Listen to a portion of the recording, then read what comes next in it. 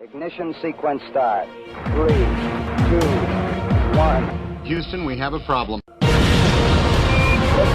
We have a liftoff. We copy you on the ground. You got a bunch of guys about to turn blue. What you're seeing here is a mirage. What's going on, everyone? It's Jaron from Jeranism, back with another live video for you this evening. Happy Friday to you. This is the 24th of May. Thanks so much for joining me. I do appreciate it. As always, a big shout out and thank you, first of all, to all my patrons who make this channel possible. Not only this channel, but actually all the work I do. The interviews, my other channel, which we'll get to here in a moment. Of course, I do Globebusters every Sunday for 3 hours, along with Bob, John, and Eru. As well as, what else do I do? Do a bunch of other things, don't I? I think so. I do a weekly radio show on Monday nights at 6 p.m. Pacific with David Weiss. That show remains as the #1 show on Truth Frequency Radio on Monday nights between the hours of 6 and 8 p.m. Pacific. That's 9 to 11 Eastern. So my patrons truly make that all possible, and I cannot say thank you guys enough. And a hello to everyone in the chat. Thank you so much for joining me. I don't have a ton to talk to you about tonight off the top of my head, just a little bit. And so later I'll be looking at the chat and answering some of your questions. And, of course, always reading and responding to your super chats. So thank you in advance for any and all super chats. I do really appreciate them. First, let's start out with what was supposed to happen this evening. I was supposed to be doing a show with Ranty from Ranty Flat Earth. But I'll ask everyone to say a prayer or send well wishes or whatever it is that you do, because I heard that he was injured. So he was supposed to be doing the show with me. He fell off of a ladder and punctured himself with some sort of knife or something. So anyway, say a prayer, send well wishes, or whatever you got to do. I do want to show one thing that Ranty has posted recently. Let's go over there and check that out real quick. This is his recent video, The Game Is Up. We see through your deceit. The earth is flat. Pretty incredible video here. We've always got people asking, well, why are the buildings blocked by water? You know, you get that one all the time. And let me show you here what he can show us quite easily. So what he's doing is he's actually going to the same location, and he's putting his camera on a railing so that it remains at the same location every time he goes. Here he went just recently, and I'll let him tell us a little bit about it and what he's doing here. But he's looking across, and this is where you'd have people say, well, the earth is curved. Why can't we see the shore? Why can't we see the beach?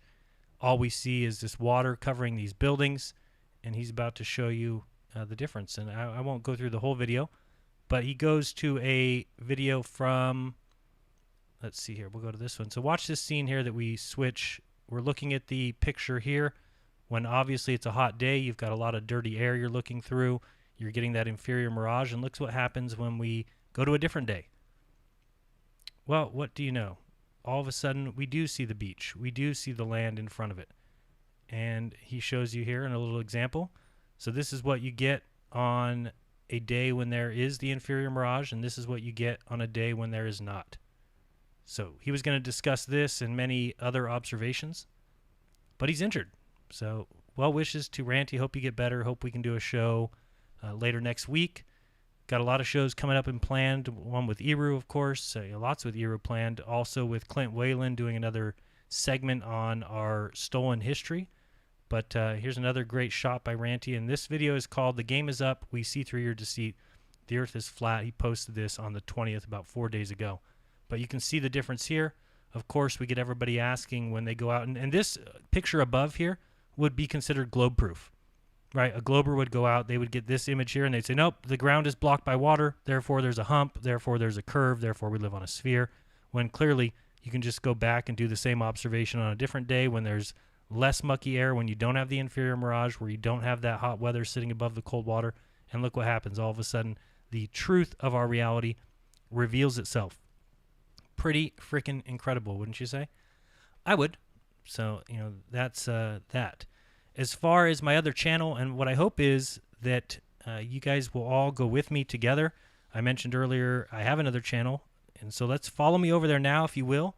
We're going to be going to, let's see if we can find it here myself. I'm looking for it. Nope, that's not it either. Where is it? I don't know what I did with it. I thought I had it up. Here we go. You can go over to my other channel. It's called Jeranism Raw. So just the same name as this channel. and just type raw at the end of it. It's all one word. Check out the videos there. I recently posted 2 new videos to that channel, and I'm going to start posting there a lot. And so I hope that you'll check them out, and I hope that you'll subscribe with me. Head over there, hit the subscribe button, and let's get those numbers up. I posted 2 videos, like I said, recently. A recent debate, or I guess you can call it, it's kind of a quasi sort of debate between David Weiss and I. We did that last Monday night on Raw. If you didn't get a chance to check out that show, you can click this video right here. Raw number 160, The Force of Relative Density with DITRH. And yeah, we did a little bit of a debate, I guess you will, and then we had callers call in. And again, this is something that is a contentious issue, but it really doesn't have to be. And I've used the description before about, who's hotter, Jessica Biel or Jessica Alba. We get into that on the show, have a pretty funny conversation about it. Of course, David said he believes that Jessica Biel is hotter. I said I believe Jessica Alba is hotter. And we get to discuss that and talk about it. And then, you know what, at the end of the day, we can go our separate ways. He doesn't have to convince me. I don't have to convince him. And so hopefully people see the debate that way. Bob is supposed to be presenting on a Downward Force soon. Whether that's going to be on Globebusters, not sure if it'll be this Sunday or next Sunday because of the upcoming holiday weekend.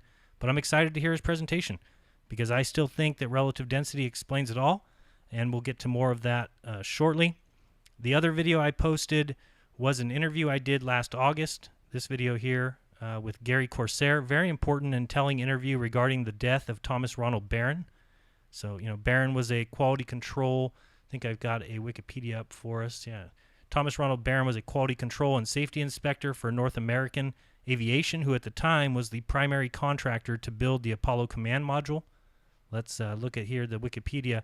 Funniest part down here, you'll see Barron compiled a 55-page report critical of the safety standards at North American Aviation and NASA, and leaked his report to the media. After they learned of this, they fired him. At that time, he started speaking with people that worked in North American and getting more and more information. Then he compiled a 500-page report, had that under his arm as he went to Congress and talked to them about it. Of course, everyone knows that the command module eventually caught fire, causing the deaths of Gus Grissom, White, and Chaffee. Nearly ended the entire Apollo program. That's what people fail to realize about this important issue. Apollo 1 was the first planned low orbital crew mission, and of course, it burst into flames in, I believe, January 1967. Of course, 2 years later, they of course landed on the moon, right? When 2 years prior to that, Gus Grissom hung a lemon on the LEM, saying famously, if we can't have a conversation between these 2 buildings, how are we going to go to the moon? Anyway, the fire happens, right? And all 3 of the astronauts die. Then they have a congressional hearing. Basically, all these guys get called in front of Congress, and one of the major people that testified was Thomas Ronald Barron. And the reason that he testified is because, like I said, he was the safety and quality control employee of North American Aviation. He had some ideas and things to say about it. Also, he was fired, like I said, shortly before that, and had been talking to other employees, gathering all the evidence. Anyway, he compiles a 500-page report, testifies in front of Congress as NASA tries desperately to discredit him. So a week after he testifies, and actually it's 6 days after he testifies, let's read down here where it says death. 6 days after his testimony, Barron was killed instantly, along with his wife and stepdaughter, when a train crashed into their car near their home in Florida. Barron's death, which was witnessed by a woman, was later ruled as an accident with no suspicion of foul play. If you listen to the interview, and again, go back to my Jeranism Raw channel, check out the video right here. Gary Corsair interview. Gary Corsair is the foremost authority on this particular issue. Okay, and we'll go here and just check out Apollo 1 real quick just so you can see the Apollo 1 information. But a week after he testifies, many things happen, and in that interview with George Corsair, you can hear a lot about these happenings. So 1 week later, him and his wife and his stepdaughter are killed when they hit a train, and they're dragged 300 yards while eventually their car is overturned. All 3 of them that died had severe head trauma, and it's called an accident. However, one of the 4 people in the accident, another stepdaughter, survives with barely a few injuries, and she recalls sitting in her hospital room and a bunch of men in black suits surrounding her, never saying a word, probably brainwashing her. Who knows? It'd be very easy to get a story into a 7-year-old. Gary Corsair talks about that. He tells us a few more things. How about this? This is hilarious. Remember that according to Wikipedia, Barron's death, which was witnessed by a woman, was later ruled as an accident with no suspicion of foul play. What if I told you that the train was a NASA-owned train on a NASA-operated track? And the only two witnesses, there were two witnesses actually. One refused to ever say a thing. The other one, this is a woman, this woman here, who witnessed the accident. What if I told you she lived in a home rented to North American Aviation? Can you imagine? Also, the fact that the night he died, his home was rifled through by men in black and flashlights, and then caution police tape was wrapped around his trailer or his home, and his landlord said it was a week until he was even allowed to go in. And I did mention, right, that his 500-page report is now missing. I wonder who took that 500-page report. I wonder why it's not found anywhere. Oh, and when Gary Corsair went and found the coroner, he showed him the death certificates, and he said, hey, did you sign these death certificates? And the guy looks at it and says, yeah, I signed those. He says, can you tell me about the accident, this husband and wife and daughter that got killed by this train? The coroner said, oh, I don't remember that accident. He said, excuse you don't remember Thomas Ronald Barron, the guy who testified against NASA, who was hit by a train, had severe head trauma, was ran over by a train, him and his wife and his daughter all died. They came in, you signed the coroner report, but you don't remember? Nope, sorry, that's my signature. So I did do the autopsy, but I can't remember that report, can't tell you anything about it. Wow. He then talked to him, he talked to an employee that was on the train, supposedly this train that was owned by NASA, operated by NASA, on a NASA-run track. He talks to an employee that was supposedly on the train. The employee said, I was never on that train. Then points out that some of the people's names that are included on the report that said that he was there said, I worked with those people, but we were never on the same train. We ran different lines. We ran different tracks. Said it's not believable. Also, there's no copy of the accident report available at all. Can you imagine that? No, there's no, you can't. He went to the train, tried to do a Freedom of Information Act, tried to contact the train, track people, everything. Couldn't get an accident report for this accident that supposedly killed Tom Barron. Also, he talks about he went down there himself, tried to make that 35-mile-per-hour turn, said it's impossible to even make that turn. And this is right next to Barron's house, by the way. It was 0.7 of a mile from Barron's house. He crossed those tracks every single day. Yet on this particular day, it was an accident that he got hit by a train. And again, it wasn't that the train hit him. He hit the train. What a setup. That I can't even believe it. Also, he went to try and find the testimony that Barron gave. He went to the National Archives, and there was just one note in the box, and it said, one transcript missing, the testimony of Thomas Ronald Barron. Unfreaking believable. I don't know how anybody doesn't see the foul play, and it's clear. NASA never went anywhere. NASA has never gone anywhere. Let's look at this news report. Speaking of NASA going nowhere, NASA exec in charge of Artemis mission quits after just 6 weeks, and he was escorted out of headquarters. Folks, when are you going to wake up to this? That's my question. When are we going to see what's going on here? Mike Sarangelo, who joined NASA less than 2 months ago as the special assistant to agency chief Jim Bridenstine on the Artemis project, has left his post after his proposal for a sustainable lunar campaign was nixed by Congress. He just left. Why? Probably realized they can't go anywhere. They can't go anywhere. They're not going anywhere. They'll never go anywhere. And people still want to believe in them. Oh, let me show you something really cool here, if I can bring this up. Let's see here. I know you guys aren't used to seeing me, but this is my cool new shirt.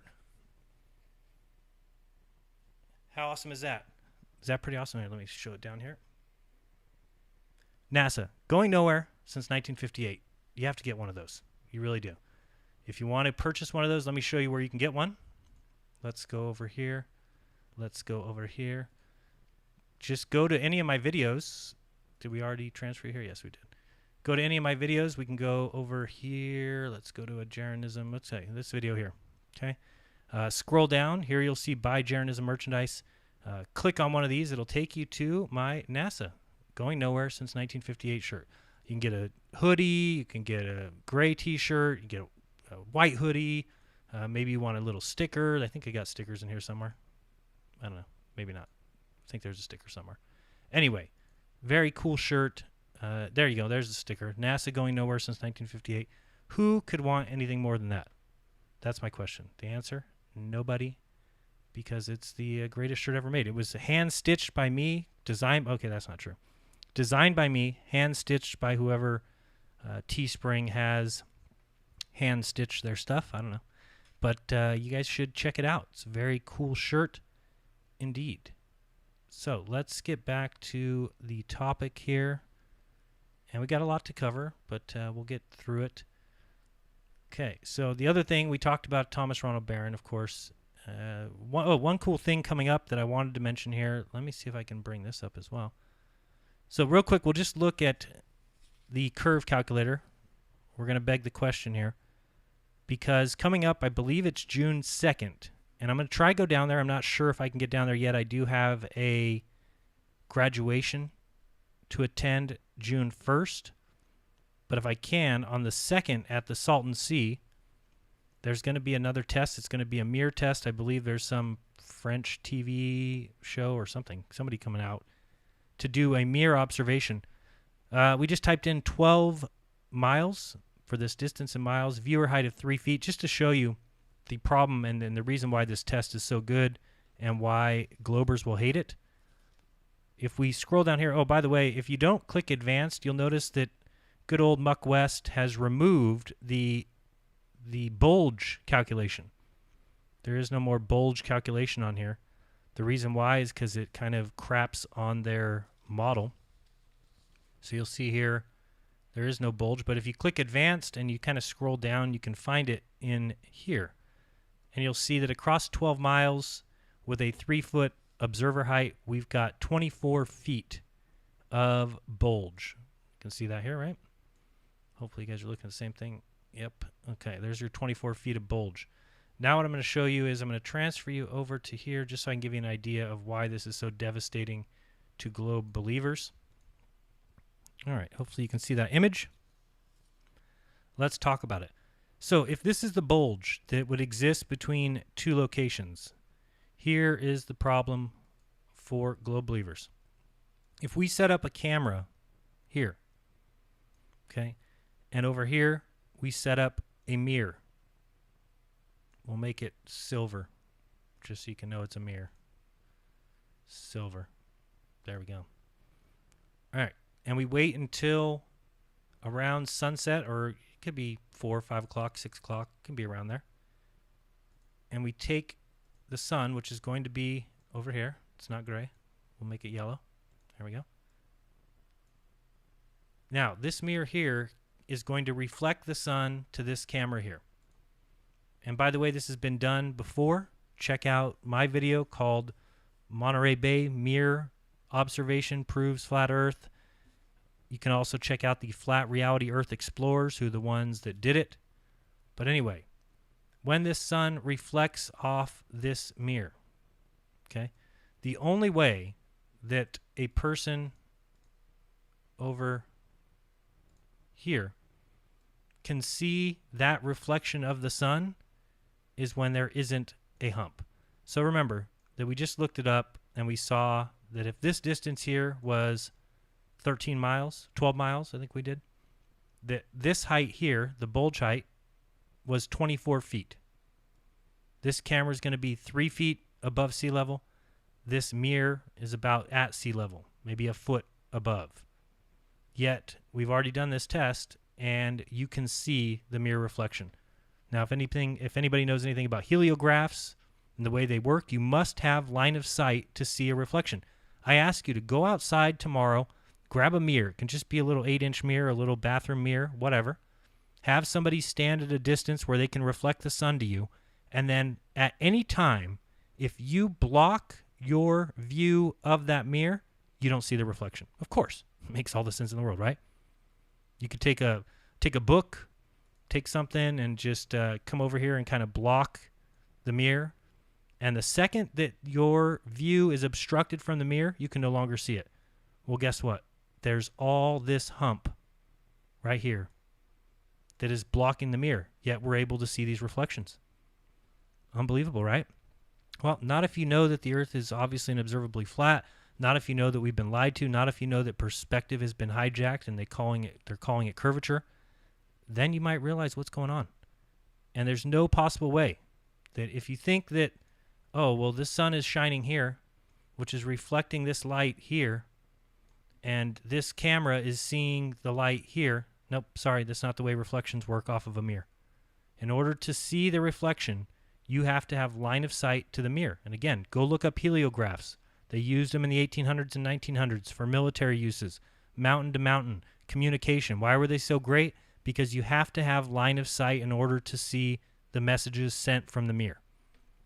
Okay, so if you have to have line of sight, that means you have to be able to see this mirror from here.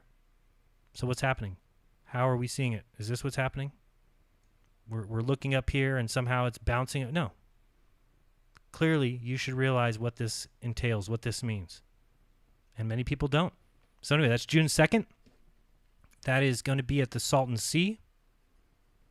Hopefully you guys check that out. Hopefully I can get down there. I would love to see it. Would love to be there. We go around the evening. And this is another thing, is if you just try and observe this mirror. So, if you try to take a camera, P900, P1000, and you zoom in, well, all the mucky air that sits above, and again, I believe that this is a flat line here. Obviously, the water is not curved. There is no hump. That's the reason we can see the mirror. But there is let's say this is the line. There is some mucky air here that makes it a little bit difficult to see. That's what happened in the last Salton Sea experiment. And you try to zoom in and you just can't see past this. But what does burn through that quite well is the reflection of the extremely bright sun. Okay, and that's what they're going to show at Salton Sea. So that's really very awesome. And thank you to Muck West for removing the hump calculation, the bulge calculation, because it always tells me something. Why would you have it there and then remove it? If people don't remember, it used to be located right up here. It would say hump. But why did they take it down? Well, because of videos like mine, videos like others that show that the hump proves that there is no hump. There is no bulge. There is no water bulging up between you and distant buildings. Okay? What are we seeing actually? Well, I already showed you, but we can show you again. Let's find this video. Here you go. Globers want to say this is the hump. Oh, there's a hump of water between you two. No, there's not. Okay. So what the hope is, now imagine that we have somebody standing on the beach. Can you see what I'm doing? Let me make it a little bigger here. There we go. Imagine that we have somebody standing on this beach, standing about right here. And they are, let's say you're trying to observe them. So you're zooming in here, can't see anything. Man, looks like water's blocking it. Looks like it's a hump. There's obstruction there. It must be curvature. That's the way that they tell the story. That's the way they want you to believe it. That's the way they have to have you believe it. But the difference is when you have somebody here with a mirror and that person is reflecting the sun behind you, that actually breaks through this muck. And you can actually see the flashes of the mirror. Again, it's not going over any hump. It's not going over any curve, which is physically impossible. Go out tomorrow with a mirror. Do it for yourself. Test it yourself. Take a mirror. And the second that mirror is obstructed by anything, let alone a huge hump 24 feet tall. That's 2.5 stories tall. You think somehow you're looking over the roof of that 2-story building to see the mirror? No, clearly not. Clearly, that's not what's happening. Again, this is the problem. Here, you would have the mirror. You could see it flashing. Here, people would go out and they'd say, oh, I can't see. There's obstruction. But no, if you flash that mirror, it breaks through and you would still see it. And just like you can see this lined up, you can see that the shore is right about here. Okay, so that mirror would still flash and you would see it. Globers are ridiculous. They are ridiculous. I don't know if you guys have seen any of the videos of the light disappearing. I think Jose J.G. Gonzalez did it. Basically, when you lower a light down to the floor from a distance, after it gets below that point that you can no longer see it, due to it being at a reduced angle, due to it being at the deck, that place that has the smallest angle that our eyes can see, it disappears. So what do these guys come back and say? Oh, it's because the floor isn't even. Well, think about the ocean. Do you think the ocean is even? No. And that's what Ranty and I were going to talk about today. We were going to talk about swell. We were going to talk about tides. I'm going to leave that to Ranty and I to come back and talk to you, but we'll talk about it in depth. So check out that video coming soon as Ranty gets the knife out of his back. But that's literal, by the way. Anyway, let's continue on with our next subject, our next topic. and that is the wonderful video that was put out recently. Let's head over there if I can find it. Oh, but first, before we get there, let's listen to a quick video. This is on the channel Flatzoid FE. Do check out his channel. Do subscribe, as I just did. And check this out. This is, and I played this in many of my videos, this is simply Richard Feynman talking about the scientific method, talking about what happens when observations don't meet theory. Let's listen up.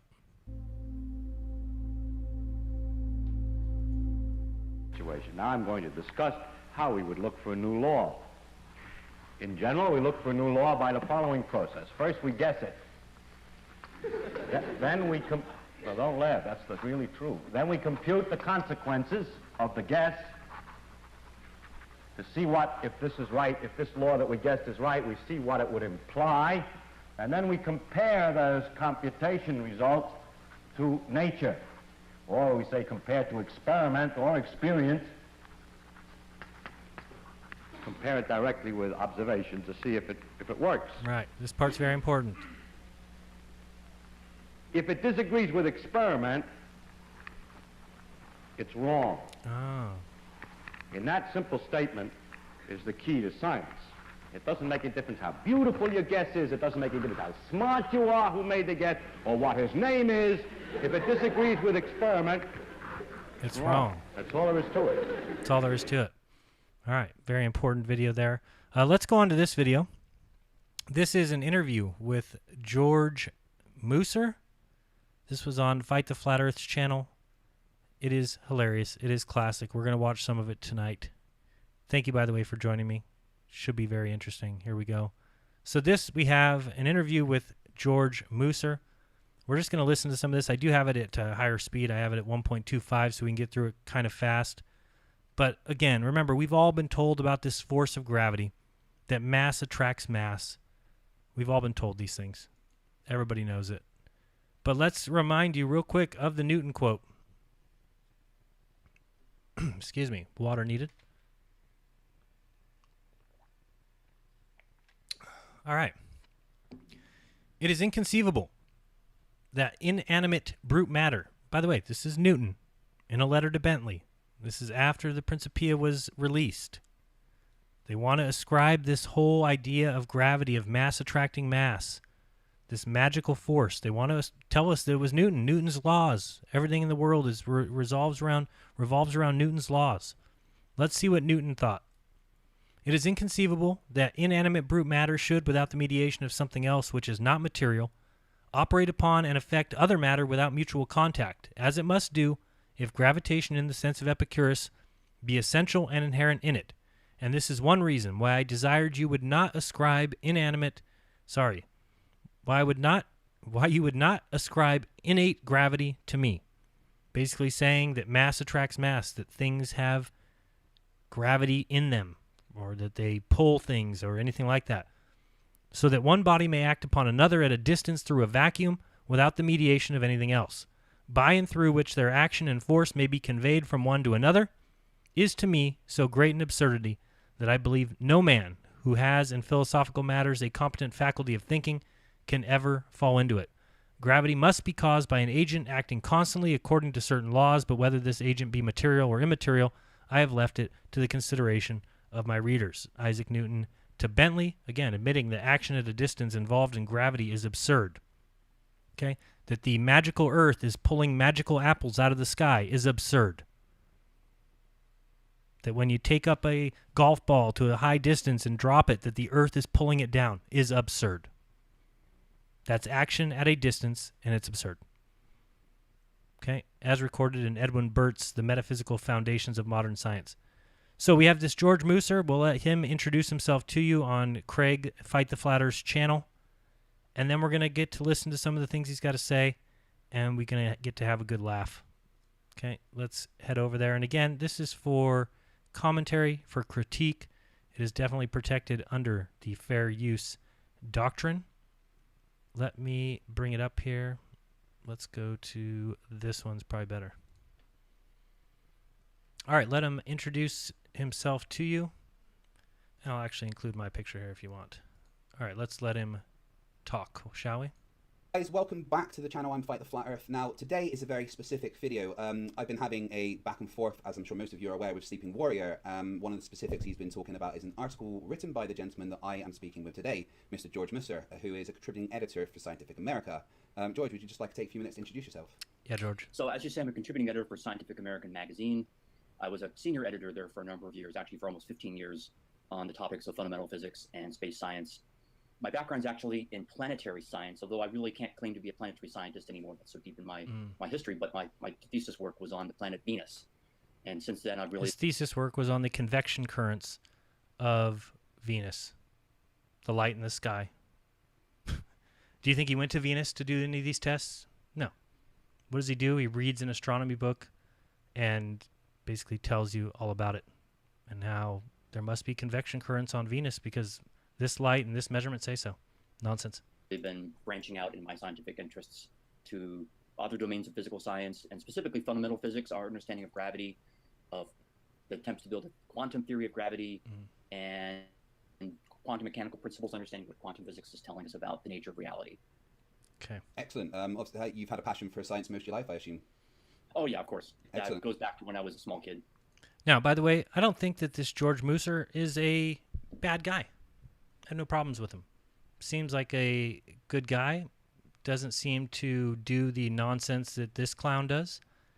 He actually tries to come up with something, I guess. But he says nice things about flat earthers, and that's a good thing. Let's continue.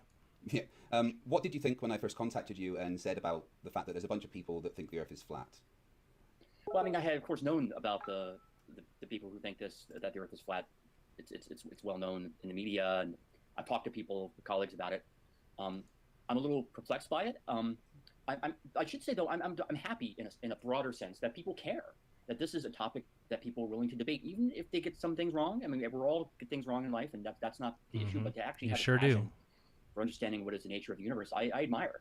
So I think there's a lot that's admirable in even the people I disagree with on the technical details. Okay, perfect. I'm not really going to talk any more about flat Earth in general, so we'll just get into it, really. So Sleeping Warrior has been citing an article that you wrote. So he's now going to talk about Anthony Riley.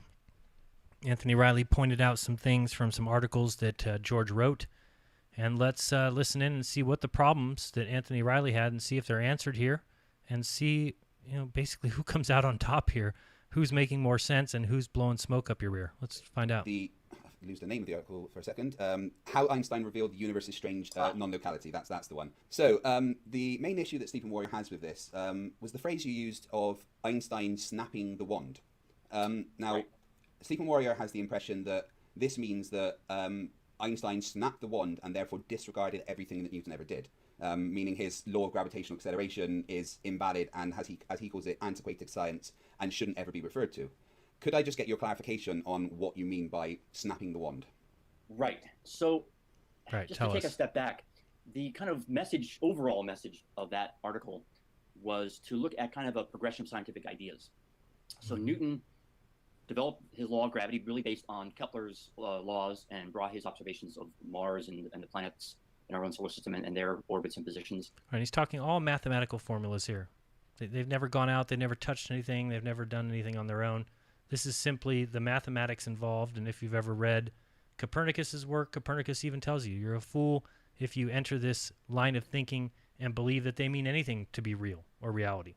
They don't. Simply mathematical conventions to explain what's going on in the sky. Newton developed this law of gravity that we're all taught, but even Newton and his contemporaries had a real problem with that law. So notice that. Even Newton had a problem with his law that we've all been told is the, mass attracts mass. Nonsense. Let's continue. Namely, that it didn't seem to, it described gravity's effects, but it really described how gravity works. Oh, okay. And Newton actually in his own life tried to develop, unsuccessfully as it turns out, an understanding of how gravity works. What is actually communicating the influence, for instance, between the Earth and the Moon or between the Sun and Mars. So now the problem with all this is there is nothing. It's that simple. There is nothing communicating anything at a distance. It's simply relative density. It's that simple. You have an apple falling to the ground, it's heavier, it's more dense than the air around it, so it falls. Easy. The whole world regulates itself by relative density. It's the way everything operates. Okay? And people ask me, well, why don't the Why don't the layers of the earth, right? Why don't the layers of gas organize themselves? Well, simply because there's a lot of different cycles that go on. For instance, the heat of the sun heats up things. You know, we know the earth is where it's hottest at the ground level. So you have the heat heating up these elements, these gas molecules, the oxygen, the argon, the nitrogen, everything that's around the earth. And as the sun heats it up, those things start to rise. That's what happens with things as they're heated, right? As they get higher, they become more dense. They become colder. What happens to cold things? They become more dense. What happens to the dense things? They fall. And you have a cycle that explains all that we see. Well, let's continue. Mars, etc. And he really fell to Einstein. Einstein's role here was to really fill in that mechanism. He explained how is it that objects, massive objects, exert what seems to be a force on one another. I don't know how to tell people that they simply stole the idea of relative density and decided to make it a force and say, well, let's call the weight of things an actual force. Let's do that because that can explain that the Earth's a sphere. We'll go on. We'll continue listening to this. Hopefully you start to see the problem here. Now, literally, it's not a force. Oh. Literally, it's not a force. The force of gravity is literally not a force. So the thing about Newton's laws, you can't take it literally. But the thing about Newton's laws is we can't take them literally. Okay, don't take Newton's laws that we've all been taught are literal, that mass attracts mass. Don't take them literally. Newton himself didn't. That's right. Newton himself didn't. Okay? We already described that. We already told you that. Again, Newton didn't take him seriously. In fact, he said, and I agree, and I read it again, that gravity should be innate, inherent, and essential to matter, so that one body may act upon another. Remember, we're talking about the sun. We're orbiting the sun because we're within its gravity, and it's pulling us and pushing us and all this nonsense. But again, that's action at a distance, through a vacuum. It just says right here that gravity should be innate, inherent, and essential to matter, which is what we're told. We're told that the sun has massive gravity because it's so massive. It pulls the earth captures the earth captures the moon, so that one body may act upon another, which is what they tell us that it does, at a distance through a vacuum, which is what they tell us that it does, without the mediation of anything else, which is what they tell us what it does. Now, again, we're going to get to it in a second, what they actually changed that to. They completely changed it to fantasy land. Einstein came along and described a fabric of space-time, and it gets so ridiculous, and I don't know how people don't see it. But let's continue with this. Without the mediation of anything else, by and through which their action and force may be conveyed from one to another, is to me so great an absurdity that I believe no man who has in philosophical matters a competent faculty of thinking can ever fall into it. Let's go back here again and continue.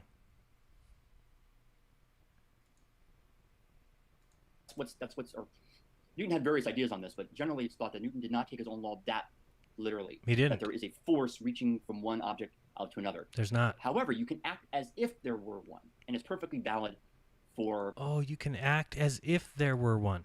Folks, do you see the problem here? So there's a force. Sorry. So there isn't a force, but you can act as if there is a force. Now imagine how easy it is to go from that to the Earth is not a sphere, but you can act as if it is a sphere. Do you see what kind of double-speaking nonsense comes out of these guys' mouths? Do you see the problem here? Do you see what happens when we've got Michio Kaku, who comes along and says, oh, in regards to cosmology, we have the greatest mismatch in the history of theory versus actual science, theory versus observation and testing. We're off by a factor of 10 to the 120th. That's a 1 followed by 120 zeros. These guys have been blowing smoke and creating fantasy for hundreds of years, and they've got the entire world buying it. So now, there isn't a force of gravity, but you can go ahead and act as if there is a force.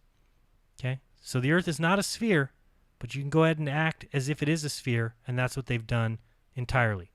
They can take perspective, they can take refraction, and they can just simply spin it, tell it a different way, tell a different story, and then all of a sudden you can act as if it's obstruction by the bulge of the Earth.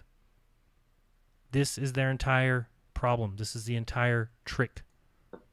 The applications of Newton's laws to act as though this force is operating.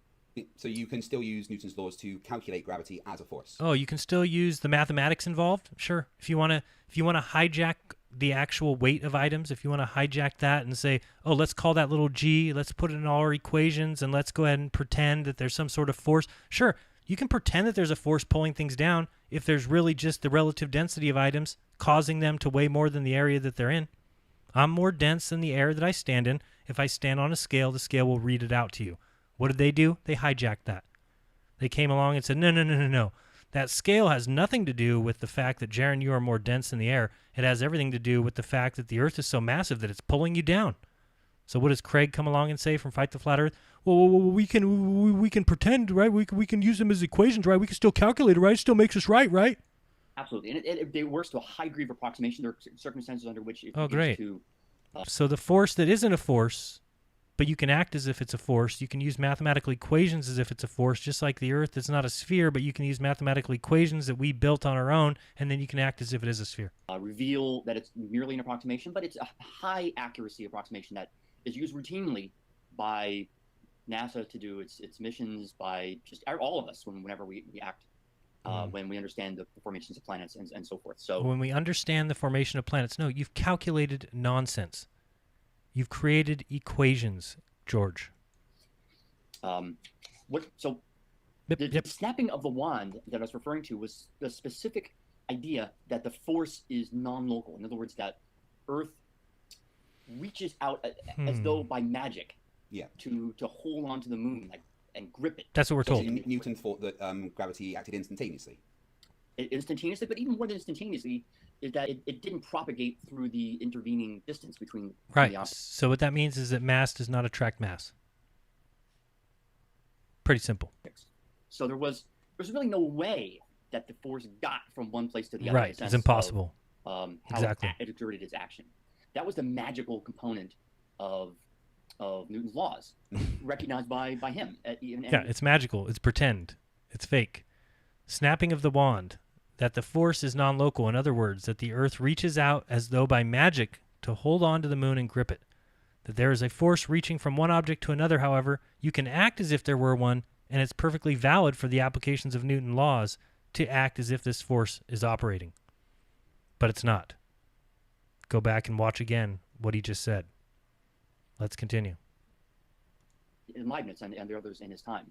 So, I used the word magic in a couple of senses here. First of all, it's magic in the sense of, supernatural, but it's also magic in the sense it actually did come from a very particular scientific tradition that was, by modern standards, magical. It thought of the universe as infused by connections between different places that weren't mediated by some kind of atomistic mechanism.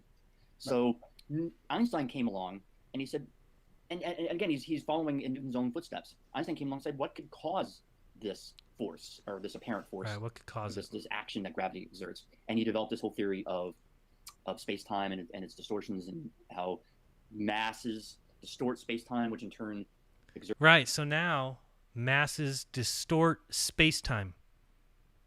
The fabric of space-time is distorted by mass, which causes, you can kind of pretend, you can use equations to pretend that there's a force when there isn't one.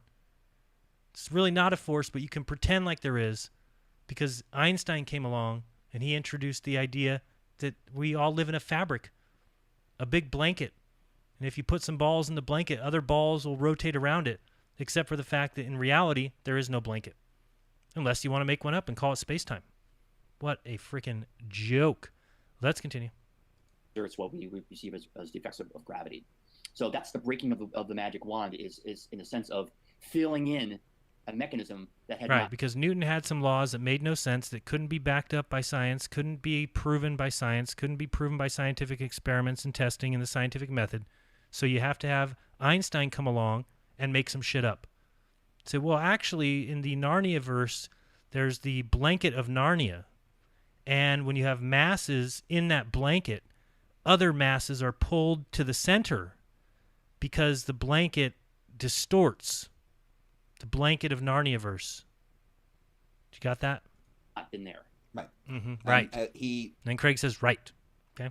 Like, he gets specifically it. says about the fact, because you say it snapped the 1 in 2 by showing that the curvature of space-time and not an invisible force gives rise to gravitational attraction. Now, Right. am I right in assuming that when you say not an invisible force, that doesn't mean that you still can't calculate it as a force? Who cares what you can calculate as? Well, this is the whole problem I just said.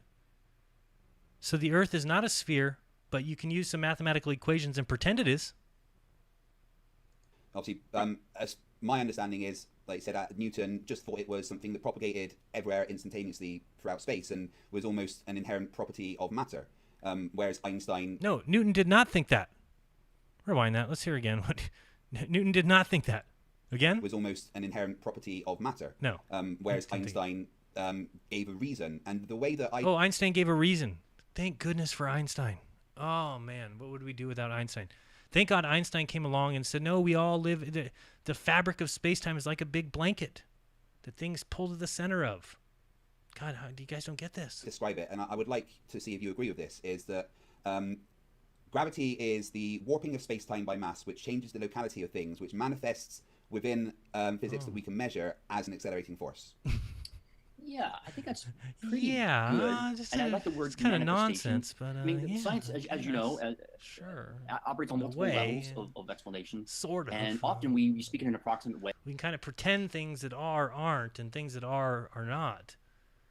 It's just kind of whatever we want to do as scientists, we can do, because we're just trying to tell a story. We're just storytellers. And Newton's story didn't work anymore because we couldn't test it. So Einstein came along. He introduced us to new theories, new ideas, fabrics of space-time, and even though those can't be proven, we went with that story. To kind of make progress. By the way, in a little bit, we're going to be watching Owen Benjamin. Guys, I want you guys to watch his first 15 minutes from a show the other day. It's freaking great. And when we hear about dark matter, I mean, that's the thing people don't understand. Let me take you over to dark matter real quick. Let's head over there. Here we go.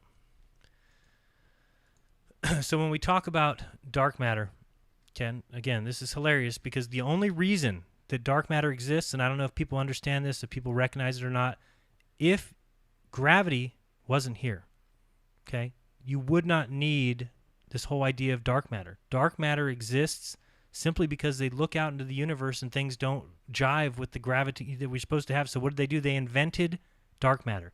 And again, we got to listen to Owen Benjamin go into this in detail. But dark matter is a hypothetical form of matter. Oh, thank you very much for the super chat. Mass doesn't attract mass. Yep, thank you, no proof, exclamation point. Thank you for the super chat. I really do appreciate it. Dark matter is a hypothetical form of matter that is thought to account for approximately 85% of the matter in the universe and about a quarter of its total energy density. The majority of dark matter is thought to be non-baryonic in nature, possibly being composed of some yet undiscovered subatomic particles. Can you imagine this is what we fall into? This is what we've gotten from our science. This is what we've gotten from our best minds, is that there's a hypothetical form of matter that is thought to account for 85% of the matter in the universe. But the problem with it is it's never been discovered yet. It might be made up of some undiscovered subatomic particles. Its presence is implied in a variety of astrophysical observations, including gravitational effects, that cannot be explained by accepted theories of gravity. See the problem there? Do we need to listen to this one more time? What happens when we can't? Let's hear it again. Disagrees with experiment, Right. it's wrong. Wait a second. I thought that when it disagrees with experiment, we make up dark matter. Wait, come on. Richard Feynman doesn't know what he's talking about. Let's hear it again. If it disagrees with experiment, Right. Make up dark matter. it's wrong. Oh, it's wrong. And that simple statement is the key to science. I thought the key to science was making up other concepts. Coming along and saying, no, it's actually a fabric. It's actually mass distorts the fabric of space-time, causing things to have some sort of aberration that we can call gravity, and then we can make up things and tell people that mass attracts mass, when really it's just a conception. It's a mathematical formula. It's a hijacking of the word weight. It's a misunderstanding of density. Ladies and gentlemen, the universe is quite simple. Relative density explains it all. It's that simple. What did they do? They hijacked it and they wanted to introduce you to all these other fantastic. No, well, actually, it's not that our own density is causing the scale to move. It's the fact that we've got gravity pulling us down. Why? Because that's the only reason that the Earth can be a sphere.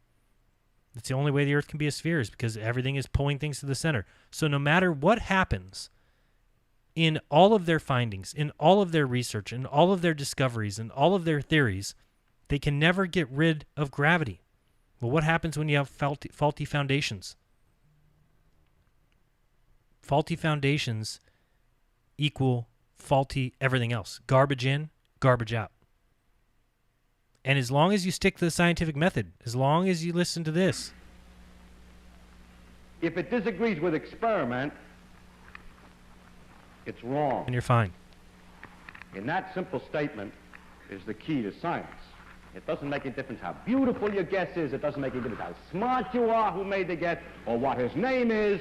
If it disagrees with experiment, it's wrong. And yet gravity disagrees with every outer universe observation ever made. That's why they're off by a factor of 10 to the 120th. And yet it remains. Yet it's taught in school. Yet globe believers believe it. Folks, the universe is easy. And these guys have been tripping over themselves for far too long. Far too long.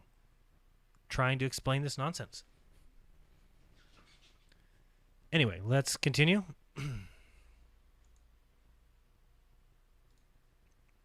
That's the wrong video. Here we go. Progress and understand phenomena that we observe, even though we kind of know deep down it doesn't quite work that way. So we know, for instance, that let's listen to that again. We speak in manifestation. I mean, science, as you know, operates on multiple levels of explanation, and often we speak in an approximate way to kind of make progress and understand phenomena that we observe, even though we kind of know deep down it doesn't quite work that way. So we know, for instance, that this death phenomenon seems to be solid, but if you were to carefully examine it, actually there'd be mostly empty space there, and the solidity. That's such nonsense. It's not mostly empty space there. I can't stand that nonsense. The desk is solid. Is produced by the electrical magnetic forces. But if you make up that there's these atoms that we can't see, everything is made up of these invisible things that nobody can see, that they can't dissect, that they can't ever observe, those are basically made up of empty space. So really, if everything's made up of atoms that are made up of empty space, then things aren't really solid, they're empty. Makes sense. Between the atoms and the hand, atoms in the desk and the atoms in my hand, for example. Thank you very much, Joshua Doyle. Defeat the pedos, defeat the globalists, Alex Jones, hashtag Globebusters, hashtag jeranism. Yeah, so I'll probably go through this video. I will get to super chats in a moment if I miss any, because I want to hear these guys out some more. Here we go. Okay, so we can still call things solid. I mean, scientists routinely do that. Right. And then at a deeper level, they know it's not really solid, and then they question what solidity even is. And it's a similar thing. That's the problem. Do you guys not see the problem here? With Newtonian gravity. We can and do, and we must think of Newtonian gravity as a force. We can and do and must think of it as a force, but it's not a force, but you can act as if it is a force. That doesn't mean it really is, but that doesn't mean it really is. Doesn't mean it really is a force. Level in this case, we can still think of it as a force for understanding projectile motion. Right. Throw a baseball. No, projectile motion can be described with relative density. So can throwing a baseball can be described the same way. When you calculate the orbit of the moon or a satellite. Right, the orbit of the moon or a satellite, right. It works extremely well. Or NASA's missions, right? It's only really the fundamental physicist who's trying to understand the causes of things that really begins to question that picture. Yeah, I mean, we still don't fully know the complete cause of gravity. I mean, we understand that. Oh, we still don't fully know the complete cause of gravity. Oh, no, not at all. These guys not know what science is? Do they not understand cause and effect relationships? Really the fundamental physicist who's trying to understand the causes of things that really begins to question that picture. Yeah, I mean, we still don't fully know the complete cause of gravity. I mean, we understand that it's mass warping space-time, but from my understanding, we don't know the exact mechanism as to why that happens. No. And I know when you move into higher-end physics, it's much more about energy rather the Oh, now it's energy. Now it's energy.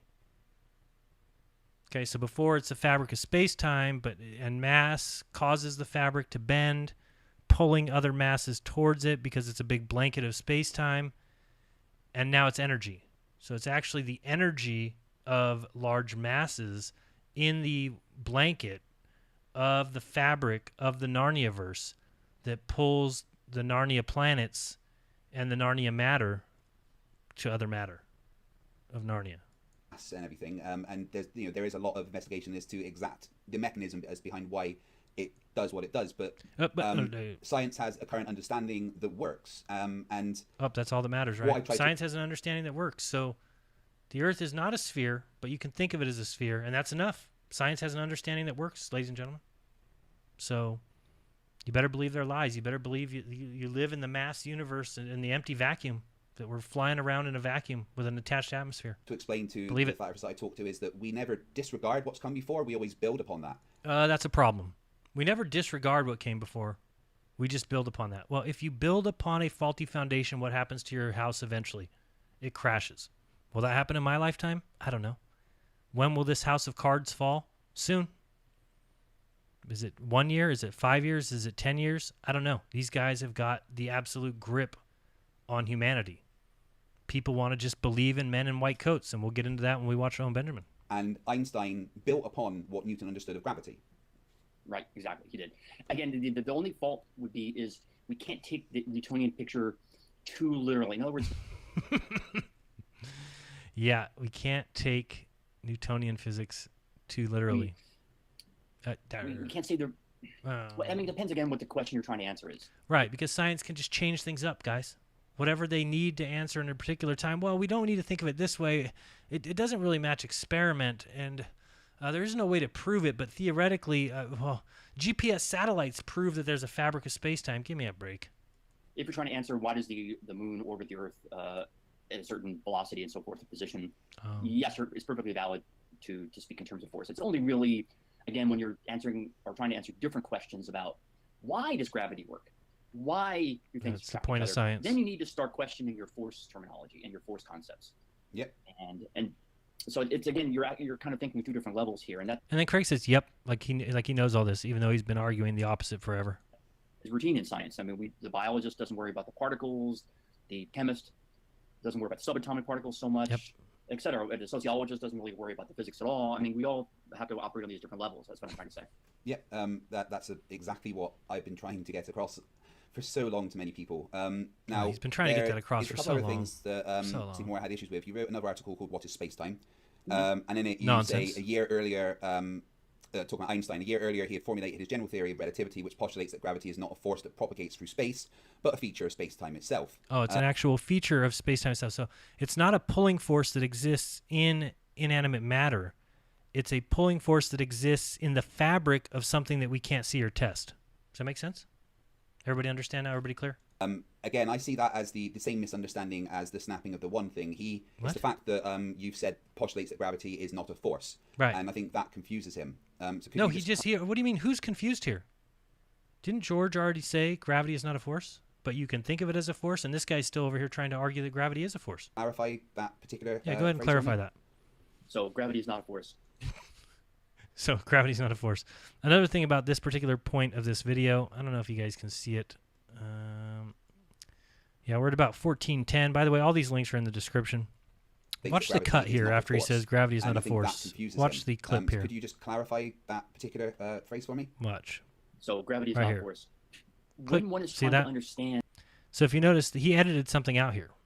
And again, people might watch the little thing going above here, but this was not streamed, if you notice that.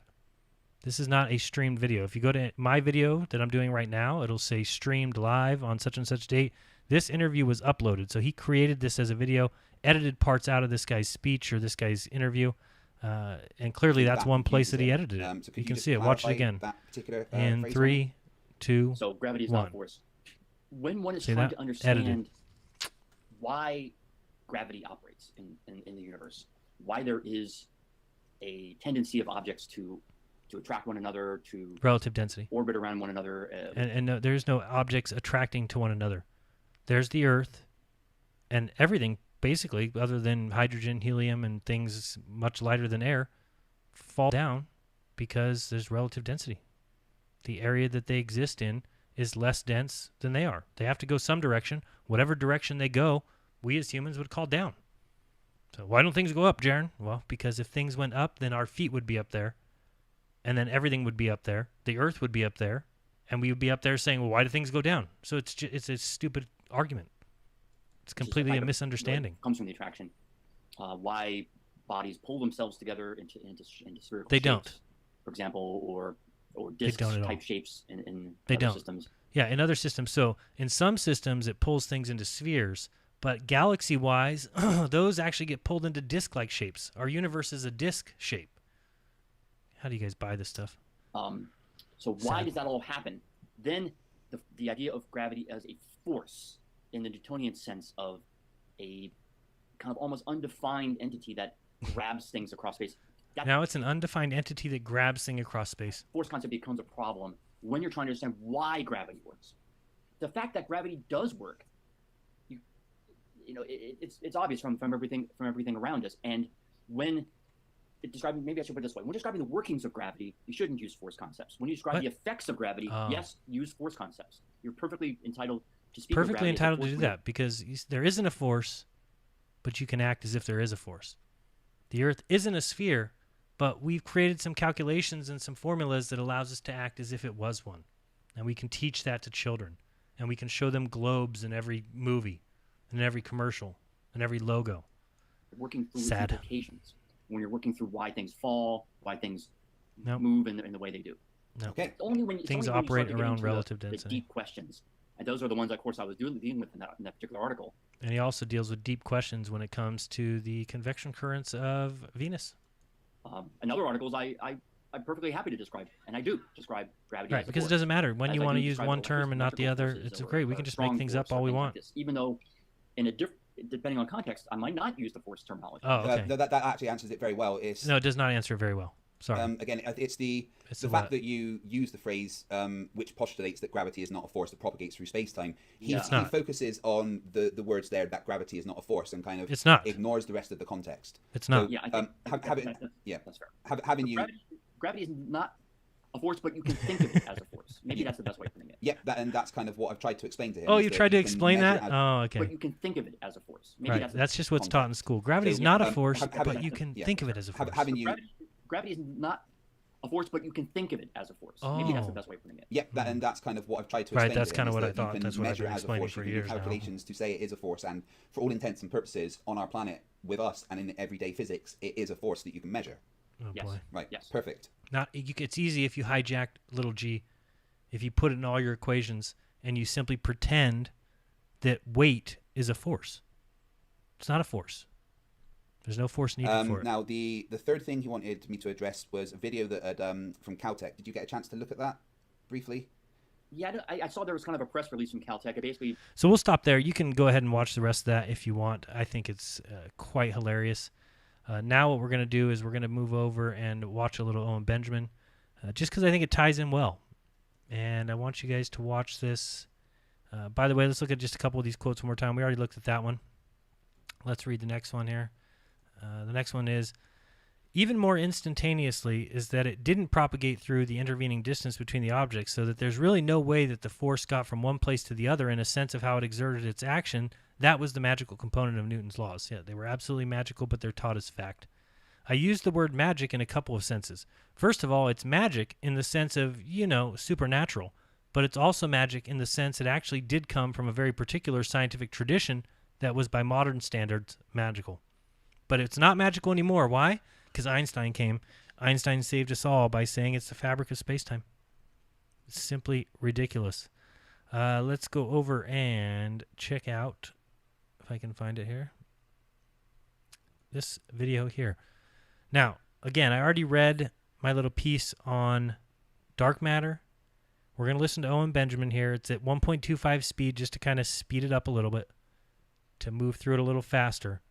But I hope you guys understand the hilarity that this video holds and the reason why I find it so hilarious. Because this is what people fail to realize about all these concepts. And when you understand that gravity is needed so desperately for the Earth to be a sphere, it's needed so desperately to have this downward force that pulls planets into balls, that holds moons in orbits of other balls, that has those two balls orbit around bigger balls, and none of it is needed and none of it is real. We exist on Earth. Everything was placed here for us. Things sort themselves out by relative density. All the heavier items are on the ground. If things are heavier or more dense than the area around them, for instance, we exist mostly in air, in an air atmosphere. When things are more dense, they go down. When things are less dense, helium balloons, hydrogen, those things rise. And again, if you're asking, well, Jaron, why do things go down? Why don't they go sideways? Well, if you picture a golf ball in the air, it has to go somewhere. There's a disequilibrium between that golf ball being of much higher density than the air around it. It has to go somewhere.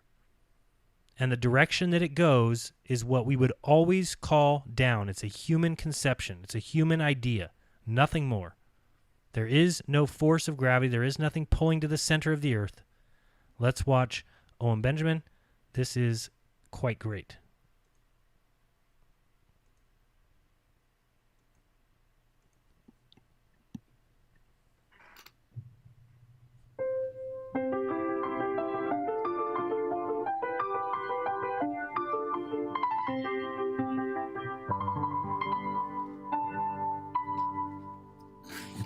Hi, everybody. Good morning. Lost my little NASA button here. I just wanted some darn respect today, so I'm wearing my lab coat with my NASA button. Hang on, let me get higher. There we go. Because I want some damn respect in this world, and I learned that people are so stupid. And I've learned this, and I just have to accept this. The people are so stupid that if you just wear a white coat and a little thing that says NASA on it, people think you're smart, regardless of what you're saying. So if you can say some really smart things, and people say, "Oh no, you're stupid because you're not wearing a white coat." Here at NASA. So I wanted to start off today as the people come in. It's called the Big Bang Theory. I'm going to read it with music that they always play in these videos to make people think that it's real. It's music is the best rhetorical device there is, next to maybe canned laughter, as we saw with Seinfeld, as we watched 4 psychopaths with borderline personality disorder blame the world for being caught cheating, lying, scamming, and stealing, and ruining the lives of others. But with a laugh track, everyone thinks it's super likable. It's similar with anything scientific. If you're wearing a white lab coat and a little thing that says NASA, and then you have this type of music playing, people will believe anything you say. The Big Bang Theory is the prevailing cosmological model for the observable universe from the earliest known periods through its subsequent large-scale evolution. Not true, by the way. That isn't true at all. Not true. The model describes how the universe has expanded from a very high density and high temperature state, and offers a comprehensive explanation for a broader range of phenomena, including the abundance of light elements, the cosmic microwave background, large-scale structures, and Hubble's law. The farther away galaxies are, the faster they are moving from Earth. All nonsense. Absolutely. The Hubble telescope isn't even real, by the way. Thank you, Owen. If the observed conditions are extrapolated backwards in time using the known laws of physics, the prediction is that just before a period of high density, there was a singularity, which is typically associated with the Big Bang Theory. Okay, think about how little information is in that. Typically, no associated with. That means it's meaningless. So typically means usually, doesn't mean always, doesn't mean never. It in fact is void of any meaning. Typically means usually. I typically get a coffee in the morning. So if someone's like, "So you got a coffee in the morning?" Maybe not. Typically. And then associated with means associated. Like I'm associated with AAA. Does that mean you work for AAA? Put that badge back on. No, it means I have a little card in my car that I've never used, but I'm loosely associated with it. Typically. I'm loosely associated with Meryl Streep because we're both Americans and have worked in the acting profession. So when you have words like typically associated with, you realize that there's absolutely no meaning in it whatsoever. Zero. So what this is saying is if the observed conditions are extrapolated backwards, reverse engineered, in time, which people don't truly understand at all. No. Using the known laws of physics, which change regularly. They have a half-life of 12 years, by the way. Every 12 years, half of all physics knowledge is replaced. Sad. The prediction is that just before a period of very high density, there was a singularity, which is typically associated with a Big Bang. Singularity, No a one knows what that mathematical is. point. No one can explain it. No, it's mathematics. Physics. Equations. Physics are undecided. Oh, you think? Physics are. This is by the way. This is Wikipedia. Right. This is what the Big Bang is. Physicists are undecided whether this They don't means have a the clue. universe began from a singularity, or that current knowledge is insufficient to describe the universe at that time. Right. I think we're going to go with the latter because it said typically associated with is meaningless. Sometimes, maybe, Detailed could be, measurements partially. of the expansion rate of the universe placed the Big Bang at around 13.8 billion years ago.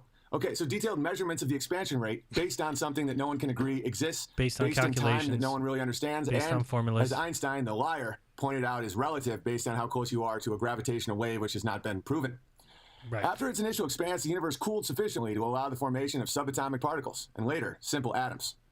So, where did the atoms come from? What matter? Like, how did an atom form from nothing? Dude, it's the Big Bang. You It ask these came from a questions, you dense get kicked out of point. college, and then you're called a racist, a Kicked bigot, and a out. homophobe. I'm racist.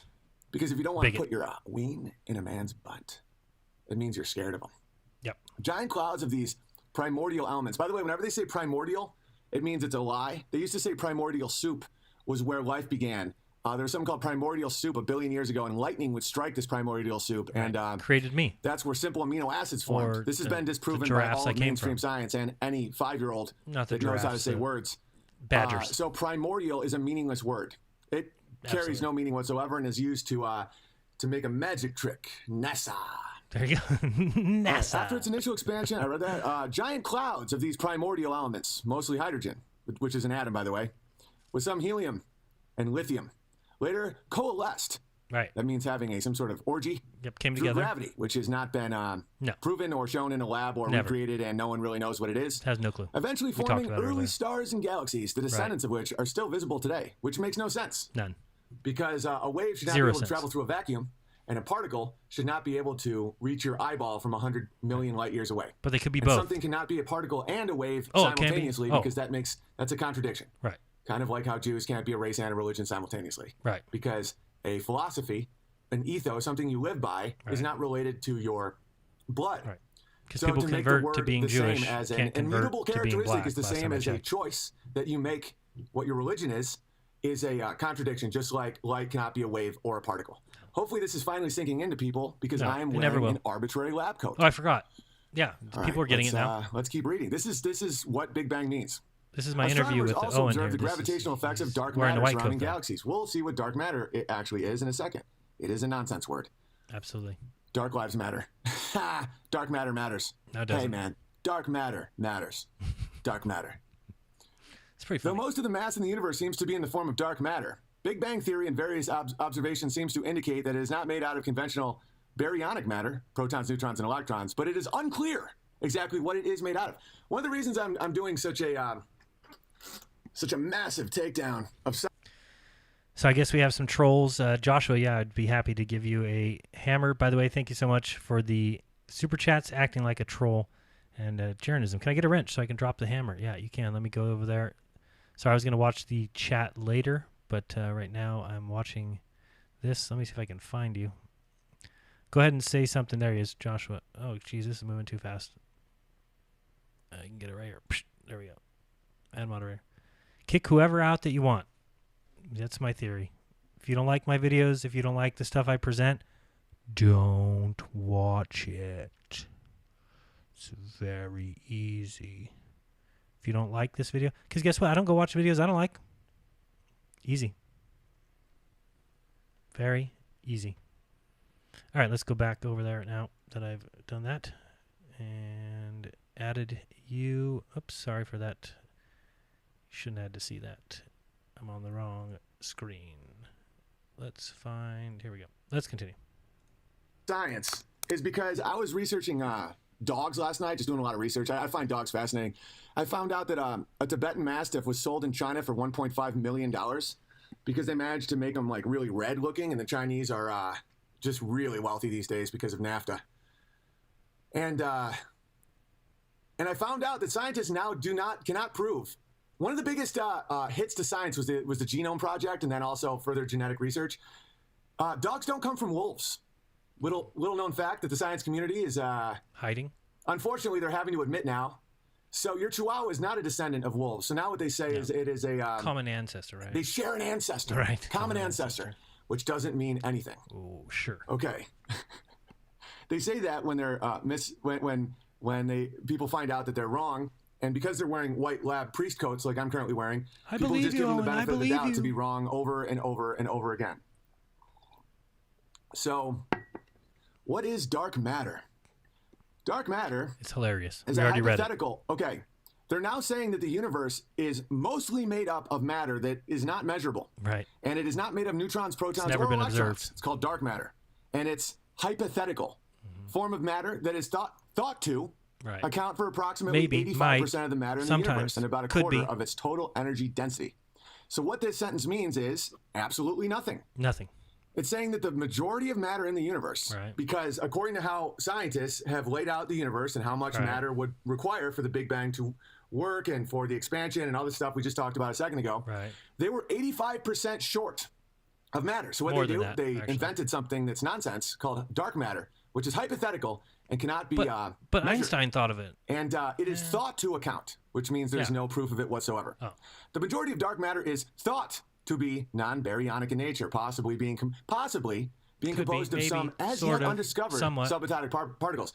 Right now, the scientific view of the universe is that something that has not been discovered and is at this point theoretical accounts for the vast majority of all the matter. Thanks, that can't Russian be seen, nerd. Appreciate measured, and has been dreamt up in the minds of complete psychopaths. And people are like, and that liars. Checks out. That makes more sense I than believe us being created by a loving God. Nope. Its presence is implied in a variety of astrophysical observations, probably by guys in bow ties that most likely have been accused of rape. Possibly. Including gravitational effects that cannot be explained by accepted theories of gravity unless more matter is present than can be seen. Basically, what this is saying is, because science is now contradicting itself over and over and over constantly again, every day, and that the models they keep showing us not only cannot make predictions, but the more we discover, the more we realize that none of it was at all true. One model that works is that by God. That's one reason why people keep saying that that religion is on a decline. I don't think that's true at all. I think that it is resurging faster than people want to admit, because this is total nonsense. And at first, you believe that because of feats of engineering. This is why so many people are finding flat Earth and then becoming more religious, more spiritual. Why? Because the nonsense that you've been told is simply a lie to hide the fact that you're created, to hide the fact that the Earth is created. Makes it very easy for them to tell. That's why they need these spheres. Atheists need it so bad. Please let me have a reason why I'm worthless. Please let me have a reason so I can be a speck of dust. Please, can I have a reason? Yeah, you can have a reason. Airplanes, cars, the steam engine, all, indoor plumbing, the electric grid, all this stuff. That's all engineering. That isn't science at all. Because of that, people wearing these coats can come. Right, they can come say whatever they want. They come say we can go to the Mars. We've got craft on Mars. We're remote controlling craft on Mars. And we've got the Voyager satellite that's out 13 billion miles away communicating through the space Wi-Fi. Holy smolies. And say, there is no God. It is called dark matter, and no one can believe how great it is. It's so great. And people then believe them because they're wearing these jackets. All right. Dark matter is called dark because it is not a But and they wouldn't all lie to us. And they wouldn't all lie to us. And they can't all be liars. Are you saying all scientists are liars? Is he saying that all scientists are liars? No. He's saying they're just as confused as everybody else. Thank you, by the way, for the super chat, Russian Nerd 2014. Let's electromagnetic radiation. What that means is not only can you not see it or measure it, it can't even doesn't interact at all with anything. So you can't even measure it based on its secondary interactions. But it's there. Trust us. Has to be. Even magical. It better be there. Guys, dogs aren't even descended from wolves. All right. And when I question nuclear bombs being real, people call me an idiot. People think that the Big Bang is real and that dark matter is real. It's sad. Okay. There's no interaction with observable radiation such as light, and is thus invisible to the entire electromagnetic spectrum, making it extremely difficult to detect using usual astronomical equipment. Extremely difficult to detect. What they mean is by anything. It doesn't exist. Of course, it's extremely difficult to detect. Impossible, Yeah, because it's not impossible. there. There you It's go. Thank only in the mind of a madman. That won't Or admit he's wrong. the people that the madman The teaches. primary evidence for dark matter, let me guess. I won't even read this. It has something to do with how it must be there because of the math equations that they've established. Right.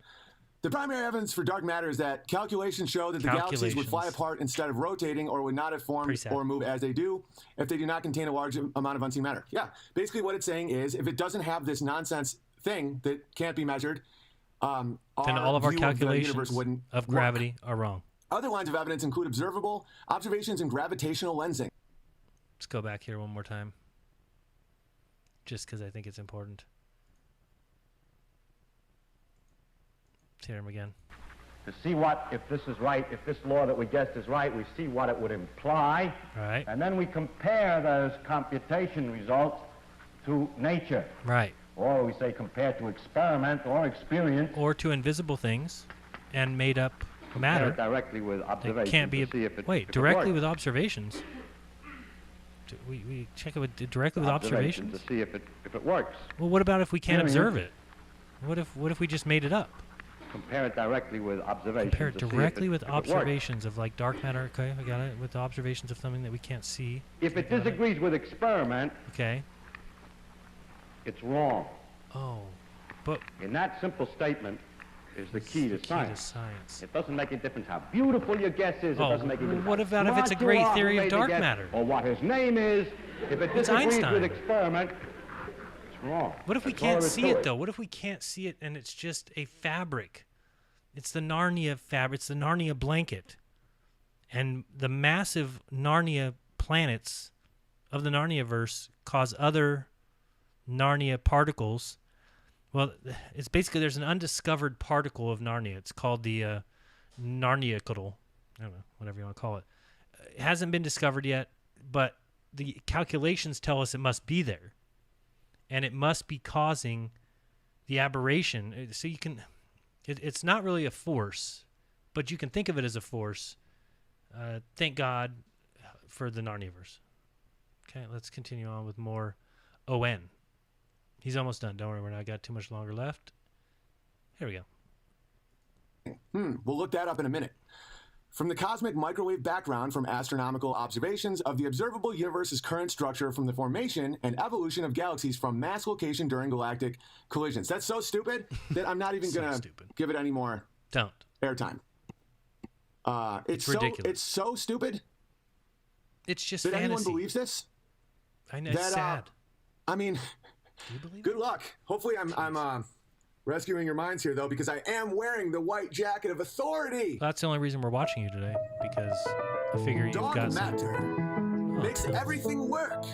Absolutely. You see, we weren't wrong about No. the nature of the universe. No, we weren't wrong about gravity. What it is Not at all. is 85% of all the matter Right. is not made up of anything, and you can't observe it interacting with anything. It's invisible. But it's there. Because if it there. wasn't, that would mean we were Wrong.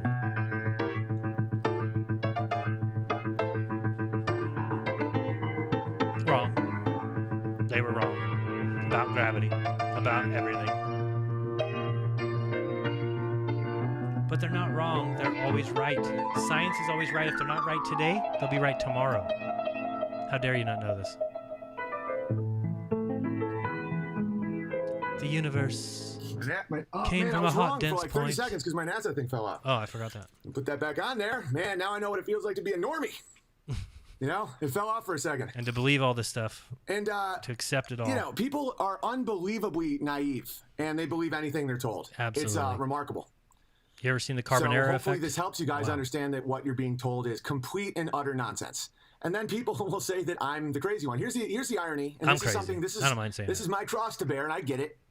You know, It happens. Speaking the people truth is are going to make so people think you're dumb crazy. that they don't understand when someone's smarter than them.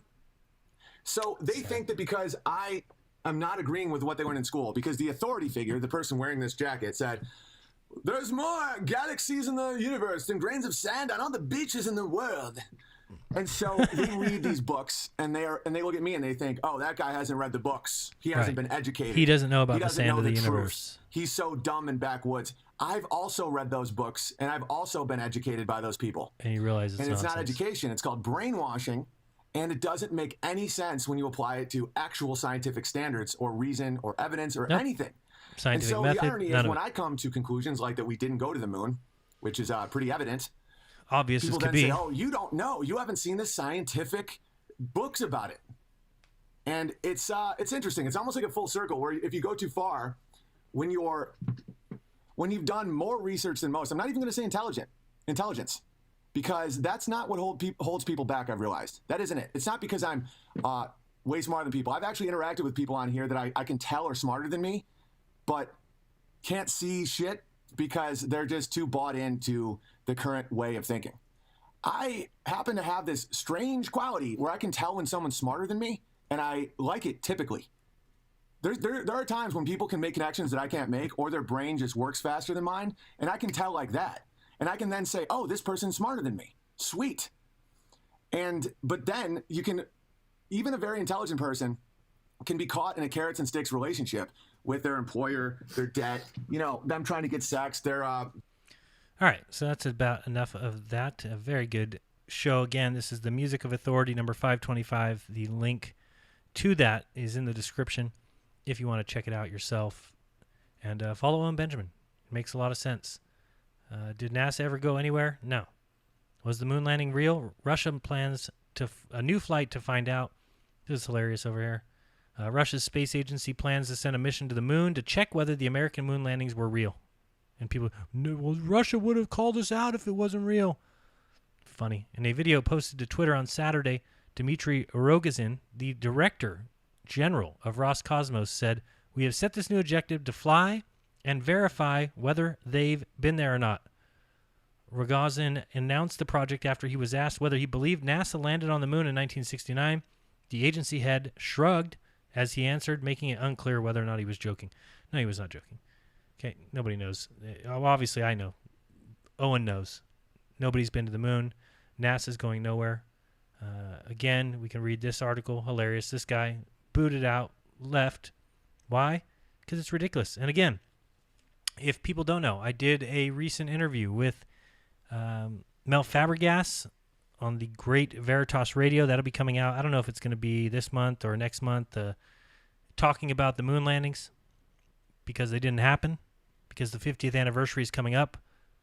I also talked recently on Globebusters about the Apollo 11 documentary, told people where to go to see some hilarious parts of that nonsense story that people want to believe. The Apollo 11 documentary shows some great video footage, awesome video footage of everything that happened on Earth, on the ground, and you get to see beautiful photography that was definitely around in 1969. The videos are real, and then all of a sudden they take off to the moon and everything becomes CGI, and everything becomes nonsense and grainy, and you can see through Neil Armstrong, and it's just a joke. And they filmed it from a cameraman filming one black and white CRT TV screen and told everybody that it was live, and everybody believed it. Nobody has been to the moon. It's not even possible. But again, these guys will keep blowing that smoke up your ass. They'll keep doing it. I mentioned in that interview that Mike Pence just came out and said it's going to be in 2024, that we need to go back to the moon. And if we don't go, it's not time to change the mission. It's time to change the agency. Threatening that he's going to do something with NASA. Well, 2024 is a convenient date, isn't it? Trump's going to win the election in 2020. Come 2024, it's going to be a different story. And just as NASA announces, oh, we're behind schedule, oh, we just fired this guy, this guy got fired, oh, now we need to take a step back, and, oh, Congress, we need more money to go to the moon. And then what will happen? The next president will come along and say, oh, no, we need to go to Mars. It's not worth going to the moon. But I keep saying this, and all they need to do is go to the moon to prove me wrong. And they can't do it. They won't do it. But again, we have proof that they've been to the moon. Right here, NASA publishes photo of Israeli lunar crash site. See right here? This photo, and people will believe it. People send me this in my email. Jaron, this is proof the bullshit lander went there, because this is now, communication was then lost for good, with the working assumption being that the craft was destroyed on impact. This has now been confirmed by the NASA photographs. We never made it to the moon, but you can pretend as if we went to the moon. We scraped it. Caused some problems there. What a joke. But people want to believe in this so bad. They love space. And if you want to go to space, if you want to see where your $56 million is going, head over to the live NASA view. Here's a live ISS stream. You can press play. Oh, here we go. This can't be rendered in CGI at all. This is some nonsense. And again, where are the stars? If I ask that question, everybody says, "Oh, well, it's the wrong feed. You can't use that camera." Well, here you go. Here's a black sky. And again, remember, we're on the day side of Earth or the night side of Earth. Either way, you should be able to see brilliant specks of light. And again, here we go. Look how gross this is. Disgusting. Nice camera. $56 million a day to produce this. And it gets worse than this. Look at this.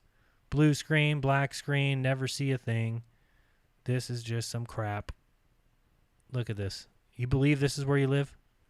That this sphere exists out in the vacuum of space with this atmosphere around it? Come on, folks. And look down here. Look what they've been putting up for the last couple of days. I always check in on this just to see what's the latest nonsense that they put up. Here we go. What's this? Come on. Come on up. Oh, blue screen. Let's find it on blue. Here we go. Look at this. This is like watching grass grow for $56 million a day. What are you looking at? Oh, it moved. Let's move it ahead another half hour. Oh, it moved a little bit more in a half hour. Let's move it ahead another half hour. Oh, it's black now. Let's move it ahead another half hour. Oh, now it's got this little thing here. Let's go another half hour. Oh, it's a bigger thing. It's a bigger blob. Space is real. Look at all the work NASA's doing. Let's look at all these screens. Look at this stuff. What in the frick are they showing? They can't even show you the Earth from space. They don't even have a 24-hour video. What is this? 20 or what? $56 million a day for this garbage. Look at it all. Oh, thank goodness. We got this, though. For a second, I thought we got nothing, but now I realize we got this. Let's go a half hour ahead. Oh, different shadow. Let's go a half hour ahead. Oh, different shadow. This can't be faked, by the way, ladies and gentlemen. This would be impossible to fake with a little model. So hard to fake. This has got to be in space. I'm so happy my $56 million goes to this. Fantastic video. How about this one? Any better? Let's see. There we go. How about a half hour later? Oh, it's a little brighter. Half hour later. Oh, different view. How about this view? Show me something good. Come on, NASA. $56 million. Oh, blue screen. Oh, it's broken. Oh, there we go. Some computer controls. Well, this has to be real. I saw something move. Oh, blue screen. There we go. This can't be faked. It's got to be real. It's just flying around the sphere of the Earth. Give me a break. Unbelievable. Thank you so much, Robert. I appreciate that. Big super chat. Thank you so much. L. Willis, NZ. Awesome, Jaron and OB. Oh, Benjamin. Yeah.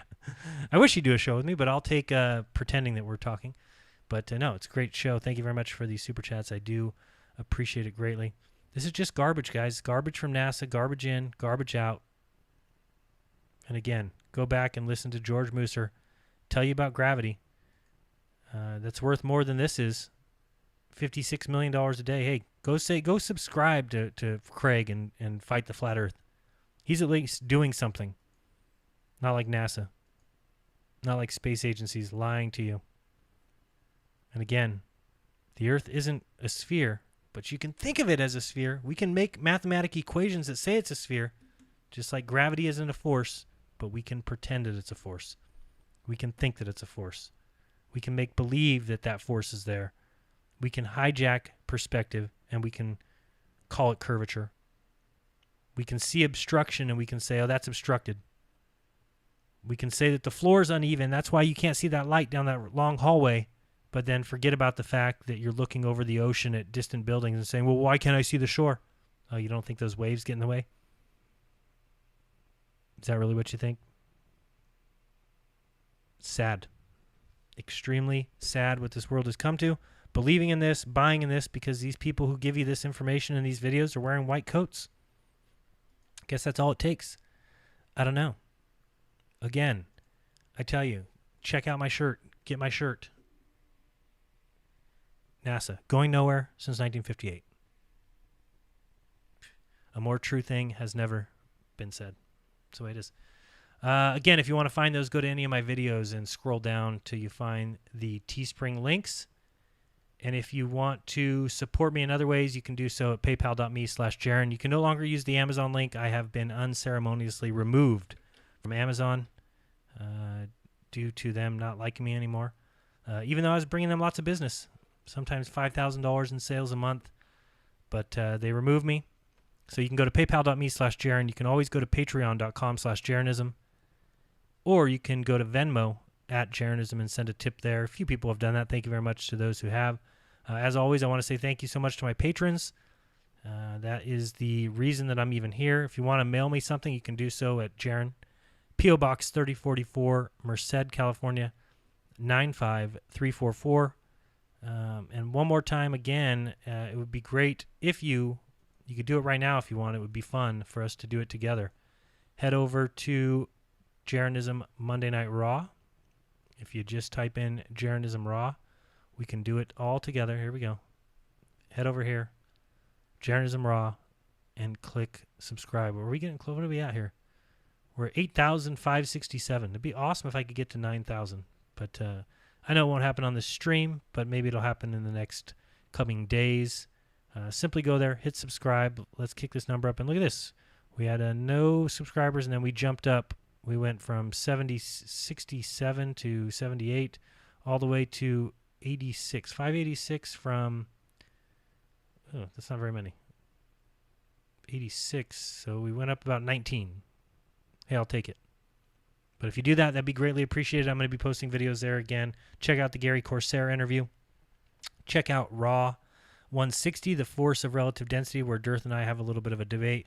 Check out Globebusters. If not this Sunday, I still have to find out from Bob if we're going to be having a show. Not positive due to the holiday weekend. If we have one, let's check out Bob as he's going to give a presentation on a downward electromagnetic force.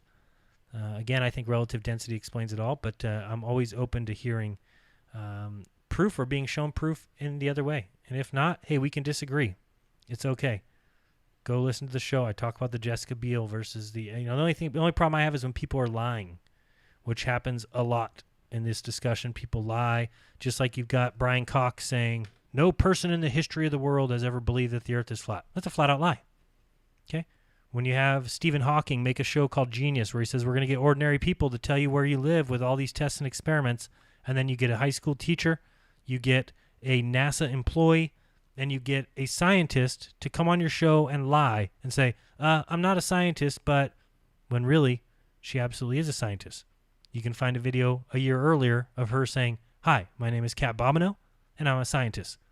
Those are liars. Those are the people you should have problems with. Not the people who are telling you honestly that they believe in relative density or somebody else believes that there's a downward electrical force. Who cares? Okay? I think Jessica Alba is far more attractive than Jessica Biel. Who frickin' cares? If you're on Team Biel, great. You can try and convince me why you think that she's better looking. Go ahead. Spend all day doing it. And I'll listen, and I'll consider your arguments, and then I'll make my conclusion. Same thing with relative density and all this stuff. You guys can believe whatever it is that you want. And again, get this shirt simply by going to any of my videos, like here. Scroll down to the Buy Jeranism merchandise. Click on this NASA Going Nowhere Since 1950. It's only $22. You can get a great quality shirt like the one I'm wearing. And what you're seeing here is a mirage, of course. So yeah, check it out, and should be fun for all. I believe that's it for me this evening. I did read the super chats. I'll probably go live tomorrow and just read some chats, chat with the guys in the chat, and see what you guys got to think. But I've gone long enough for today, so let's do that tomorrow. And I remind you guys, as always, to do your own research, because when you do, you'll never again believe what you've been taught. Go check out Fight the Flat Earth and George Musser, and you'll find out that gravity isn't a force, but you can think of it as a force if you want. Just like the Earth isn't a sphere, but you can pretend it's one if you want. There's even equations that'll help you believe it. And if you go to Honolulu on the equinox, the sun will set at 270 west, and therefore the Earth's a sphere. What a bunch of crap. Believe what you want, guys. Again, do your own research, and until next time, this has been Jeranism. Peace!